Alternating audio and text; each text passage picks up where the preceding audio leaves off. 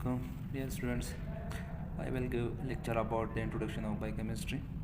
आप लोग किसी भी तरह जो है बायोकेमिस्ट्री को डिफाइन कर सकते हो. मैं सिंपल डिफिनीशन बताऊंगा कि द केमिकल रिएक्शन अगर in a living organism is called biochemistry.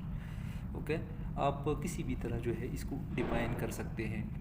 फिर उसके बाद जो है हम ओरिजिन ऑफ अर्थ की तरफ आते हैं. तो 4.5 बिलियन ईयर्स एगो जो है जो फॉसिल की स्टडी है हमें बता रही है कि जो है अर्थ की ओरिजिन जो है वो 4.5 बिलियन ईयर्स एगो है. तो उसके बारे में जो है कुछ थ्योरीज मशहूर है, जैसे पेंसपर्मिया और ओपरिन एल्डिन और स्पार्क इलेक्ट्रिक स्पार्क थ्योरी. वो नेक्स्ट लेक्चर में मैं आप लोगों को बताऊंगा. लेकिन अर्ली थ्योरी जो है सजेस्ट करते हैं कि जो अर्ली अर्थ था उसमें जो है उसमें एमोनिया और मीथेन जो है ज़्यादा था और रिड्यूस एनवायरनमेंट था. ऑक्सीजन जो है वो नहीं था उस वक्त. और इसी तरह जो है कुछ थ्योरीज जो है वो भी जो है इसी तरह कहते हैं. जैसे ओपेरिन है, तो ओपेरिन ने कहा था कि अगर ऑक्सीजन होता तो कुछ बिल्डिंग ब्लॉक्स बनती ही नहीं. तो इसलिए ऑक्सीजन जो है अगर अर्ली अर्थ में नहीं था तो शायद यही वजह हो कि ऑक्सीजन जो है अर्ली अर्थ में ना हो, क्योंकि कुछ जो है बिल्डिंग ब्लॉक्स विदाउट ऑक्सीजन भी बनते हैं.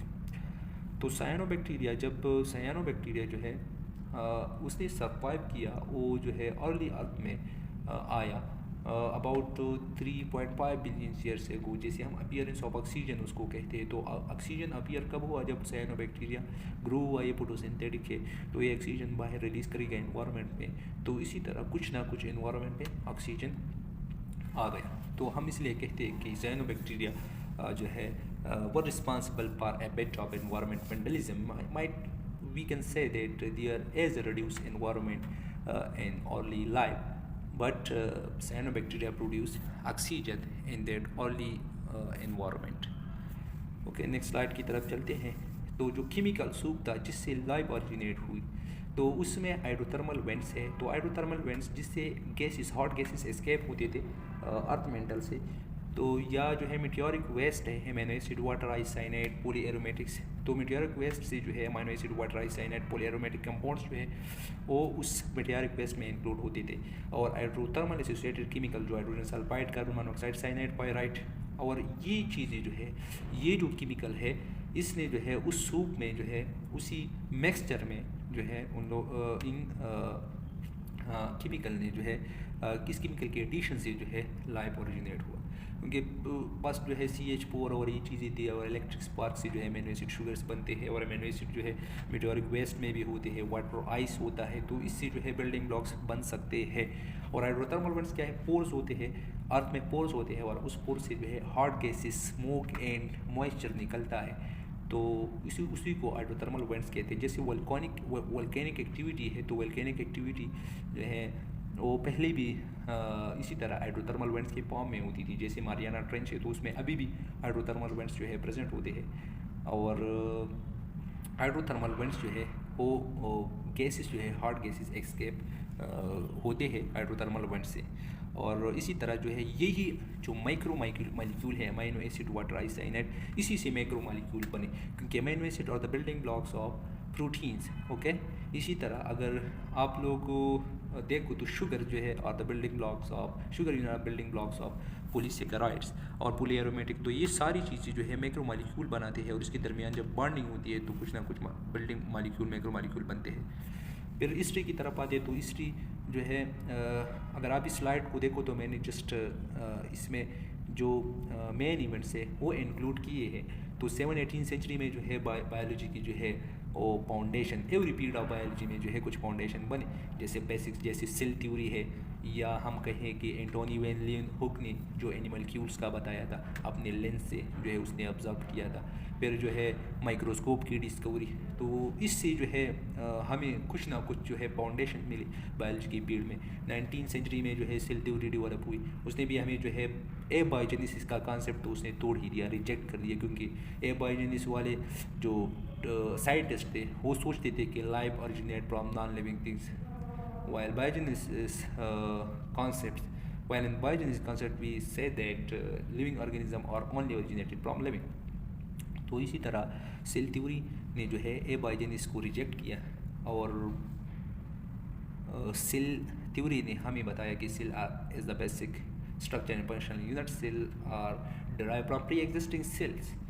और लाइस पास्चर ने जो है परमेंटेशन को जो है परमेंटेशन को डिस्कवर किया और इसमें एंजाइम की इंपॉर्टेंस बनाए। तो इजी बात है, बस परमेंटेशन में क्या होता है, the conversion of glucose into lactic acid in the absence of oxygen, के एब्सेंस ऑफ ऑक्सीजन जो है उसके जब ग्लाइकोलाइसिस होती है उसमें ग्लूकोज की ब्रेकडाउन, उसी में ग्लूकोज की ब्रेकडाउन होती है और लैक्टिक एसिड और एनी एसिड बनता है और वो भी एंजाइम के थ्रू बनता है। तो जैसे हम योगर्ट में देखते हैं तो योगर्ट में जो है जो हमारे पास मिल्क होता है उसमें लैक्टोज होता है और जब उसे योगर्ट बनता है तो एसिडिटी जो सोर टेस्ट उसमें आ जाता है, तो वो सोर टेस्ट जो है वो लैक्टिक एसिड की वजह से होता है। तो उसमें लैक्टोबैसिलस बैक्टीरिया इन्वॉल्व होता है, लेकिन लैक्टोबैसिलस बैक्टीरिया जो है कुछ एंजाइम यूज़ करते हैं, लैक्टेज को तोड़ते हैं और लैक्टोज को तोड़ते हैं और लैक्टिक एसिड बनाता है। जैसे एडवर्ड बकनर है, उसने क्रूड फॉर्म में जो है शुगर जो है जो परमेंट करते हैं वो एंजाइम जो है वो आइसोलेट की ईस्ट से। तो क्रूड फॉर्म का ये मतलब है कि पेवर और क्रूड, पेवर फॉर्म में नहीं था एंजाइम, बिल्कुल पेवरेस्ट फॉर्म में नहीं था, एंजाइम के साथ और कोई मिक्सचर और कोई कंपाउंड मॉलिक्यूल और फंक्शनल ग्रुप होंगे, इसका यही मतलब है क्रूड। फिर जो है न्यूबर्ग ने 1903 में जो है बायोकेमिस्ट्री का जो लफ्ज़ है वो यूज़ किया और 20वीं सेंचुरी में जो है फिर इलेक्ट्रॉन माइक्रोस्कोपी डिस्कवर हुआ। इलेक्ट्रॉन माइक्रोस्कोपी से हम जो है उस सेल में जो एमिनो एसिड है, प्रोटीन्स है, जो भी चल रहा है ऑर्गेनेल से वो देख सकते हैं। तो इसी तरह जो है ये सबसे बड़ी कंट्रीब्यूशन थी बायोकेमिस्ट्री में। फिर जेम्स समनर ने जो है वो प्रोटीन नेचर ऑफ एंजाइम जो है यूरिएज का डिस्कवर किया। Protein nature means all enzymes are protein except ribozyme, कि तो सारे जो है वो प्रोटीन जो होते हैं वो एंजाइम्स होते हैं, ठीक है। तो ये जो है ये किसने बताया, जेम्स समनर ने बताया 1926 में। इसके अलावा जो है फिर in the first half of 20th century जो है ग्लाइकोलाइटिक पाथवे जो है डिस्कवर हुई और फिर कुछ साइंटिस्ट ने ग्लाइकोलाइटिक पाथवे के जो डिफरेंट स्टेप्स है, जो डिफरेंट एंजाइम जो है उसको करते हैं, कैटालाइज करते हैं, तो उसमें जो है कुछ साइंटिस्ट ने काम किया। क्रेप ने जो है उस सिट्रिक यूरिया साइकिल जो है डेवलप किया 1930-40 में। और लिपामैन जो है रूल ऑफ एटीपी बताया दिया। ATP is a currency, okay, without ATP you cannot just utilize energy. If the energy is in the form of ADP or AMP, you cannot utilize such energy. You can only utilize energy in the form of ATP. Okay, so ATP का central role उसने बता दिया लिपामैन ने। फिर Watson and Crick ने structure of DNA का बता दिया। तो स्ट्रक्चर ऑफ DNA क्या होता है, उसमें जो है न्यूक्लियोटाइड होता है, वो न्यूक्लियोटाइड एक दूसरे के साथ कौन सा बॉन्ड बनाता है, और एडेनिन, थाइमिन, प्यूरिन, पायरिमिडीन वो कैसे बॉन्ड बनाते हैं। तो इसी तरह जो है स्ट्रक्चर ऑफ DNA भी 1953 वाटसन एंड क्रिक ने डेवलप किया और बायोकेमिस्ट्री में बहुत बड़ा किरदार अदा किया। फिर डिस्कवरी ऑफ DNA को पोलीमराइज बाय कॉनबर्ग इन 1956। तो DNA पोलीमराइज की भी बहुत बड़ा इंपॉर्टेंस है, क्योंकि न्यूक्लियोटाइड जो है DNA की न्यूक्लियोटाइड उसके दरमियान बॉन्ड ही पोलीमराइज बनाता है। मतलब यह है कि DNA की सिंथेसिस और DNA रिप्लिकेशन DNA पोलीमराइज करता है, ठीक है, कॉपीज बनाते हैं DNA की। तो पोलीमराइज, अगर आप पोलीमराइज को देखो, polymer means it made polymer from monomer. और फ्रेडरिक सेंगर जो है उसने सीक्वेंस ऑफ प्रोटीन और न्यूक्लिक एसिड डिस्कवर किया। फिर तो सीक्वेंस का ये मतलब है कि प्रोटीन है तो इसमें कौन से अमीनो एसिड होते हैं और कौन से अमीनो एसिड से बना होता है। और अगर न्यूक्लिक एसिड का देखो तो RNA में जो है कौन सा कोड होता है और कैसे हम ट्रांसलेट करते हैं मैसेंजर RNA को प्रोटीन में। या अगर DNA को देखो तो DNA में कौन कौन से इन्फॉर्मेशन जो है कोड हुए, तो आप उनसे अंदाज़ा लगा सकते हो। जैसे AUG है तो AUG है कोड करता है, कोडान है, और ये कोड करता है मिथ्योनिन के लिए। तो इसका ये मतलब है कि अमीनो एसिड जो है वो हम ट्रांसलेट करते हैं RNA से in the form of AUG, okay. इस फॉर्म जब मैसेंजर RNA जो है उससे प्रोटीन बनते हैं तो उसको हम ट्रांसलेशन कहते हैं। फिर रिकम्बिनेंट DNA डिस्कवर हुआ स्नेल 1980 में, और इसी तरह जो है जेनेटिक इंजीनियरिंग का फील्ड जो है वो इमर्ज हुआ। तो जेनेटिक इंजीनियरिंग ये है कि आप एक जीन जो है वो ख़राब है, ठीक है, मतलब जो है डिफ़ॉल्ट है। जैसे हम कहते हैं सिकल सेल एनीमिया में कुछ जीन जो है डिफ़ॉल्ट होते हैं, तो उसको डिलीट भी कर सकते हैं, और किसी अच्छी जीन, किसी बिल्कुल फंक्शनल जीन को हम जो है उसमें इंसर्ट भी कर सकते हैं थ्रू जेनेटिक इंजीनियरिंग। जैसे डिज़ाइन बेबीज है तो फ्यूचर में डिज़ाइंस बेबी भी जो है इसी तरह होंगे, आप कोई भी करेक्टर उसमें इंक्लूड कर सकते हो तो इंक्लूड कर सकते हो। लेकिन एथिकल कमेटी से जो है कंसर्न एथिकल कमेटी की है कि किसी का जो है एथिकल कमेटी से परमिशन के बाद जो है जेनेटिक इंजीनियरिंग का काम आप कर सकते हो। किसी जीन्स को इंसर्ट कर सकते हो, किसी सेल लाइन्स को छेड़ना हो, किसी जो है वो सेल लाइन्स को प्लेट में छेड़ना हो, ठीक है। तो इसी तरह जो है आप एथिकल कमेटी से जो है आप परमिशन लेते हो तभी ये काम करते हो। मेटाबॉलिज्म है तो sum of all chemical reaction is called metabolism. There are 2 types of metabolism, catabolism, anabolism. तो catabolism is the break down of polymer और compounds and anabolism is the synthesis of compound. Okay, catabolism में जो है break down होता है, anabolism में synthesis होती है कंपाउंड की। फिर जो है हम कहते हैं कि these chemical change depend on the action of organic biological reaction known as enzyme, कि ये केमिकल चेंजेस जो है मेटाबॉलिज्म होता है, कैटाबॉलिज्म होता है, एनाबॉलिज्म होता है, तो ये एंजाइम की वजह से होता है। आप किसी चीज़ को जोड़ेंगे, जैसे सिंथेसिस करते हो तो लाइगेज एंजाइम न्यूक्लियोटाइड जोड़ने में आप लगाते हो, और अगर किसी को तोड़ते हो जैसे कैटाबॉलिज्म है तो प्रोटीज जो है प्रोटीन को जो है तोड़ते हैं, लाइपेज लिपिड को, इसी तरह। और जो पर्पस ऑफ मेटाबॉलिज्म है कि फूड जो है एनर्जी में कन्वर्ट हो, तो फूड तो एनर्जी में कन्वर्ट होगा क्योंकि जब फूड में जो ग्लूकोज होते हैं उसके बाद ब्रेक होगी, ग्लाइकोलिसिस होगा, तो हमें जो है 38 glycolysis Krebs cycle electron transport chain, जब एक साइकिल होता है तो हमें 38 ATP देते हैं, ठीक है। तो हमें एनर्जी तो देता है, जब बॉन्ड ब्रेक होगा हमें एनर्जी देगा, लेकिन जब बॉन्ड आप जोड़ोगे तो आप एनर्जी जो है यूटिलाइज करोगे। Building block for the production of metabolites, जो मेटाबोलाइट्स है उसके प्रोडक्शन के लिए बिल्डिंग ब्लॉक्स भी देते हैं। कैसे? अगर आप ग्लाइकोलिसिस ग्लूकोज को तोड़ोगे, ठीक है, तो ग्लूकोज से क्या बनेगा? ग्लाइकॉन बनेंगे, छोटी छोटी शुगर की यूनिट्स बनेंगे, और शुगर यूनिट्स जो है आप किसी और पॉलीसेकेराइड्स को बनाने में जो है इस्तेमाल कर सकते हो।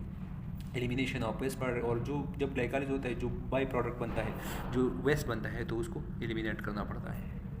Chemical composition of living matter, तो इसमें 71% of water, the most important is water. 71% of water is human body are cell is made of 71% of water. Water के साथ मिनरल होते हैं, क्योंकि मिनरल के बगैर भी आप जो है हाइपरटोनिक, आइसोटोनिक और हाइपोटोनिक एनवायरनमेंट डेवलप नहीं कर सकते, ठीक है।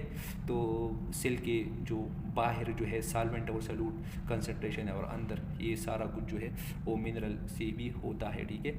और इसी तरह जो है hydrogen, oxygen, nitrogen, phosphorus, sulphur, जैसे मैंने आप लोगों को बताया था कि कार्बन है तो कार्बन बैकबोन बनाता है, कार्बन 4 बॉन्ड्स बनाते हैं, तो इसको carbon, hydrogen, oxygen, nitrogen, phosphorus, sulphur, इसको एलिमेंट्स ऑफ लाइफ कहते हैं। तो एलिमेंट्स ऑफ लाइफ का क्या मतलब है? हम जो है इस एलिमेंट से बायोमॉलिक्यूल बनाते हैं। जैसे कार्बन है, कार्बन 4 बॉन्ड बनाएगा, हाइड्रोजन 1 बॉन्ड बनाएगा, नाइट्रोजन 3 बॉन्ड बनाएगा, ऑक्सीजन 2 बॉन्ड बनाएगा, तो इसी तरह एक स्ट्रक्चर डेवलप होगा, एक चीज़ बनेगा। जैसे अगर आप लोग देखो तो एमिनो एसिड होता है, तो एमिनो एसिड में क्या होता है? एमिनो एसिड में एक कार्बोक्सिलिक ग्रुप होता है, COOH होता है, ठीक है, और एक NH2 होता है, एमाइन ग्रुप होता है, और उसी तरह एक अल्काइल R ग्रुप होता है और एक H होता है। तो आप देखो HCOOH NH2, तो ये सारी एलिमेंट्स ऑफ लाइफ जो है बायोमॉलिक्यूल्स बनाते हैं। इसी तरह सारा का है प्रोटीन, कार्बोहाइड्रेट, फैट और लिपिड, ये सारे जो है एलिमेंट से बने हैं, ठीक है।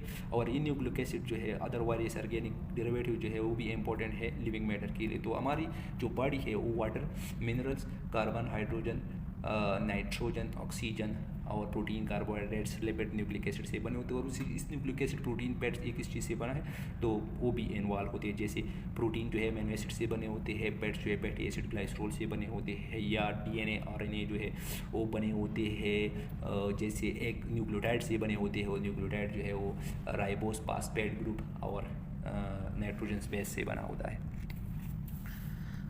ओके, एलिमेंट्स ऑफ लाइफ, तो कार्बन, हाइड्रोजन, ऑक्सीजन, नाइट्रोजन का मैंने वैसे ही बता दिया कि ये स्मॉलेस्ट है, और जब स्मॉलेस्ट जो है बॉन्ड बनाएंगे तो वो स्टेबल होंगे। जब एक बड़ा मॉलिक्यूल होगा उसमें जो है वो एलिमेंट जो है वो लार्ज होगे तो एक स्टेबल मॉलिक्यूल, स्टेबल कंपाउंड नहीं बना सकता। तो कार्बन, ऑक्सीजन, नाइट्रोजन ये 1 2 3 4 बॉन्ड्स बनाते हैं, और इसी वजह से जो है बैकबोन बनाता है लिविंग मैटर का। लिविंग मैटर का ऑर्गेनिक कंपाउंड का बैकबोन बनाता है, ठीक है। और इसी तरह जो है कार्बन मोस्ट स्टेबल है क्योंकि ये 4 बॉन्ड बनाते हैं, इसमें 4 इलेक्ट्रॉन लास्ट शेल में होते हैं तो ये 4 बॉन्ड बनाता है। हाइड्रोजन के फर्स्ट शेल में 1 इलेक्ट्रॉन होता है तो वो 1 बॉन्ड बनाता है। ऑक्सीजन का 6 होते हैं तो वो 2 बॉन्ड बनाते हैं, जबकि नाइट्रोजन का 5 इलेक्ट्रॉन होते हैं वो 2-3 बॉन्ड बनाते हैं। जबकि फास्फोरस और सल्फर जो है वो भी स्मॉलेस्ट है, और कार्बन, ऑक्सीजन, नाइट्रोजन के साथ जो है बॉन्ड बनाते हैं। इसलिए carbon, hydrogen, oxygen, nitrogen, sulphur और फास्फोरस ये जो है ये 6 एलिमेंट जो है ये बायो एलिमेंट जो है ये इम्पोर्टेंट है ऑर्गेनिक मैटर के लिए, लिविंग मैटर के लिए इम्पोर्टेंट है, द मोस्ट इम्पोर्टेंट और दी 6 bio elements. Okay, bio elements का मतलब ये है कि the element involve in living organism. तो ये जो है इसको आप CHNOPS जो है इसके लिए यूज़ होता है, एक फार्मूले CHNOPS। तो इससे आप लगा सकते हो carbon, hydrogen, nitrogen, oxygen, phosphorus, sulphur, this 6 bio elements are important for the life. फिर उसके बाद जो है इस पे एलिमेंटल आयंस भी होते हैं, calcium, magnesium, potassium, sodium, chlorine. Calcium जो है +2 है, मैग्नीशियम +2। इसका मतलब है कि 2 इलेक्ट्रॉन इन दोनों ने जो है वो रिमूव किए, इसलिए इस पर +2 चार्ज आए, क्योंकि प्रोटॉन जो है 2 ज़्यादा हो गए। पोटाशियम पर +1 और सोडियम पर +1, तो इसका भी मतलब है कि प्रोटॉन जो है एक ज़्यादा हो गया इन पर, क्योंकि एक इलेक्ट्रॉन रिमूव किया है। क्लोरीन जो है एक इलेक्ट्रॉन लिया है, -1 चार्ज आया, क्योंकि इलेक्ट्रॉन जो है ज़्यादा हो गए। 17 इलेक्ट्रॉन थे, 18 हो गए। 17 प्रोटॉन अपने पास जो है क्लोरीन के पास रखे, तो इसलिए -1 चार्ज आते हैं। ट्रेस एलिमेंट है तो एक को कैटलिस्ट काम करते हैं। जैसे एंजाइम होता है तो एंजाइम का जो है एंजाइम प्रोटीन से बने होते हैं, तो इसका जो नॉन प्रोटीन पार्ट होता है वो ट्रेस एलिमेंट होते हैं। इसकी जितनी भी कैटाबॉलिज्म है, एनाबॉलिज्म है, वो एक्टिव नहीं होते एंजाइम। तो कुछ एंजाइम की एक्टिवेशन के लिए रिक्वायर्ड होता है ये ट्रेस एलिमेंट, और ये ट्रेस एलिमेंट जब जो है उस एंजाइम को अटैच हो जाते हैं तो एक्टिवेट होता है और ब्रेक डाउनिंग करता है। तो इसी वजह से जो है हम कहते हैं कि manganese, iron, cobalt, copper and zinc are used as a co catalyst. Okay, और जब ये परमानेंट भी होती है, टेम्प्रेरी भी होती है, कि कुछ जो है ट्रेस एलिमेंट जो है परमानेंटली जो है एंजाइम को अटैच होता है और वो अपना काम करता है, और कुछ जो है टेम्प्रेरी अटैच होते हैं जब एंजाइम कैटाबॉलिज्म या एनाबॉलिज्म करते हैं, फिर उसके बाद जो है वो डिटैच हो जाते हैं, फिर जो है कभी ज़रूरत पड़ती है तो फिर अटैच होते हैं और इसी तरह जो है काम करते हैं। तो इसको हमें कहता हूँ टेम्प्रेरी। बायोमॉलिक्यूल टू सेल्स, तो बायोमॉलिक्यूल जो है वो 2 मेजर कैटेगरीज में होते हैं। स्मॉल मॉलिक्यूल होते हैं, macro. Small means micro and large means macro molecule. तो ये मैक्रो मॉलिक्यूल जो है स्मॉल मॉलिक्यूल जब कंबाइन होते हैं तो मैक्रो मॉलिक्यूल बनाते हैं। मतलब ये कि मोनोमर जब जो है कंबाइन होते हैं तो वो पॉलीमर्स बनाते हैं, और पॉलीमर्स जो है वो उसको हम माइक्रो मॉलिक्यूल कहते हैं। और मोनोमर्स जो है और मैक्रो मॉलिक्यूल जो है उसको हम 4 कैटेगरीज में जो है वो डिवाइड करते हैं। Nitrogenous bases, the amino acid, the sugar, the fatty acid. और ये जब मिलते हैं nitrogenous bases, amino acid, sugar, fatty acid, तो ये जो है सेल्स बनाते हैं। और सेल जब मिलते हैं तो सेल्स क्या बनाते हैं? टिश्यूज़ बनाते हैं। टिश्यू जो है मिलते हैं तो ऑर्गन्स बनाते हैं। ऑर्गन्स मिलते हैं सिस्टम बनाते हैं। सिस्टम मिलते हैं तो ऑर्गेनिज्म बनाते हैं। ठीक है, तो इसी जो nitrogenous base, amino acid, sugar, fatty acid मिलते हैं तो क्या बनाते हैं? सेल्स बनाते हैं। ठीक है, cell as a chemical factory. Chemical factory इसलिए है कि ये जो है ये काम नहीं कर रहा कि बस जस्ट जो है एक काम कर रहा है, बल्कि ये केमिकल फैक्ट्री का जो है वो बहुत से काम कर रहे हैं। बहुत से मुलाजिम है इसमें। एक मुलाजिम पैकिंग कर रहा है, दूसरा मुलाजिम जो है एक्सपोर्ट कर रहा है, तीसरा मुलाजिम जो है इम्पोर्ट कर रहा है, और कुछ जो है इंजीनियर जो है वो डिज़ाइन कर रहे हैं। तो इसलिए हम कहते हैं केमिकल फैक्ट्री है। तो सेल तो केमिकल एंटिटी से बना है, क्योंकि सेल का जो आप लोग सेल मेम्ब्रेन देखो तो लिपिड और प्रोटीन से बना है। ठीक है, फिर आप साइटोप्लाज्म देखो, साइटोप्लाज्म में जो है वाटर के अलावा जो अमीनो एसिड है, राइबोसोम्स है, कुछ स्ट्रक्चर है वो कार्बन से बने हैं। ठीक है, न्यूक्लियस है, न्यूक्लियस में डीएनए है, आरएनए है, न्यूक्लिक एसिड है। तो ये सारा जो है केमिकल एंटिटी से बना है। सेल जो है सिंथेसाइज और डिग्रेड। सिंथेसाइज मीन्स कि ये जो है बनाता भी है और जो है डिग्रेड भी करता है, ब्रेक डाउन। बनाता कैसा है? बनाता इसी तरह है कि डीएनए बनाता है, डीएनए की रेप्लिकेशन करता है तो न्यूक्लियोटाइड को जोड़ता है। ठीक है, और डिग्रेड कैसे करता है? प्रोटीन है तो प्रोटीन को तोड़ता है, अमीनो एसिड बनाते हैं, और जब अमीनो एसिड को जोड़ता है तो प्रोटीन्स बनाते हैं। तो अमीनो एसिड के दरमियान पेप्टाइड बॉन्ड होता है। Import export. इम्पोर्ट एक्सपोर्ट का ये मतलब है कि अभी जो है इसको किसी चीज़ की ज़रूरत है, कार्बोहाइड्रेट की ज़रूरत है, तो इंटरनलाइज करेगा और वहाँ पर जो है अंदर उसको जो है यूटिलाइज करेगा। जो भी एनर्जी है, एटीपी है, जो भी है। लेकिन जब ये एक्सपोर्ट का मतलब है कि एक कार्बोहाइड्रेट का मॉलिक्यूल है जो बड़ा है और बाहर है, तो ये एक्स्ट्रा सेलुलर एंजाइम्स बनाएंगे, एक्स्ट्रा सेलुलर छोड़ेंगे, वहाँ पर उसको ब्रेक करेंगे और फिर सेल मेम्ब्रेन के थ्रू जो है इंटरनलाइज करेंगे और यूटिलाइज करेंगे। तो इंट्रासेलुलर, एक्स्ट्रासेलुलर एंजाइम भी आप ले सकते हो। इम्पोर्ट और एक्सपोर्ट में इंट्रासेलुलर जो है अंदर काम करते हैं, अंदर ब्रेक डाउन या सिंथेसिस करते हैं, और एक्स्ट्रासेलुलर जो है बाहर सिंथेसिस और हम कहते हैं सिंथेसिस और ब्रेक डाउन करते हैं। ठीक है, और फिर इसके बाद जो है design these chemical. Designs mean के प्लान करता है। जैसे मैंने बताया था कि अभी जो है बैक्टीरिया को जो सिलवाल है वो इनहिबिट करता है पेनिसिलिन। ठीक है, तो जो क्रॉस ब्रिज बनता है नेम और नेग में ग्लाइकान के दरमियान, तो उस क्रॉस ब्रिज को जो है वो क्या करता है? तोड़ता है। ठीक है, नहीं, इस क्रॉस ब्रिज को इनहिबिट करता है कि ये बने नहीं। ठीक है, तो बीटा लैक्टेम वहाँ पर अटैच होता है। तो सेल ने क्या किया? बैक्टीरिया सेल ने क्या किया? बीटा लैक्टेमेसिस बनाए। तो लैक्टेमेसिस के लिए क्या होता है? सबस्ट्रेट होता है। सबस्ट्रेट क्या है? वो लैक्टेम रिंग है, तो उसको जो है डिग्रेड करता है, और पेनिसिलिन अभी इसलिए काम नहीं करता। तो क्या किया? इस बैक्टीरिया सेल ने डिज़ाइन किया बिल्कुल प्लान किया, एक बिल्कुल सही तरीके से जो है एंजाइम को डिज़ाइन किया और इस एंजाइम के एक्टिव साइट को इसी तरह डिज़ाइन किया कि उसमें सिर्फ लेक्टेन इंग्रेडिएंट हो। तो इसलिए हम कहते हैं कि design these chemical entities. Ramping up और शटिंग अप, तो जब भी कोई चीज़ जो है वो चाहिए होती है तो प्रोमोटर के थ्रू जो है ये सीक्वेंस को इनिशिएट करते हैं और प्रोटीन एंजाइम्स बनाते हैं, और जब भी ये चाहता है कि कोई चीज़ की जो है प्रोडक्शन स्टॉप हो तो इस प्रोडक्शन को कैसे स्टॉप करता है, ये प्रोडक्शन को इसी तरह स्टॉप करता है कि ऑपरेटर रीजन होता है तो ऑपरेटर रीजन पर जो है उस सीक्वेंस को जो है वो शट ऑफ करता है, शट डाउन करता है, और इसी तरह जो है जेनेटिक रेगुलेशन, इसलिए इसके कहते हैं कि ये प्रोमोटर पे ऑन होता है, स्टार्ट होता है, और ऑपरेटर पे जो है वो जाके ख़त्म हो जाता है। बायोकेमिस्ट्री का इंपॉर्टेंस क्या है, तो इंपॉर्टेंस यही है कि बायोकेमिस्ट्री जो है हमें केमिकल एक्सपर्ट जो है बायोलॉजिकल प्रोसेस के बताते हैं, मतलब जो है कि कार्बोहाइड्रेट्स कैसे बनता है, लिपिड्स कैसे बनता है, कैसे तोड़ता है, कैसे जो है एंजाइम इसको तोड़ते हैं, कैसे बनाते हैं, तो ये सारे केमिकल एस्पेक्ट जो है बायोलॉजिकल प्रोसेस के हमें कौन बताए, बायोकेमिस्ट्री।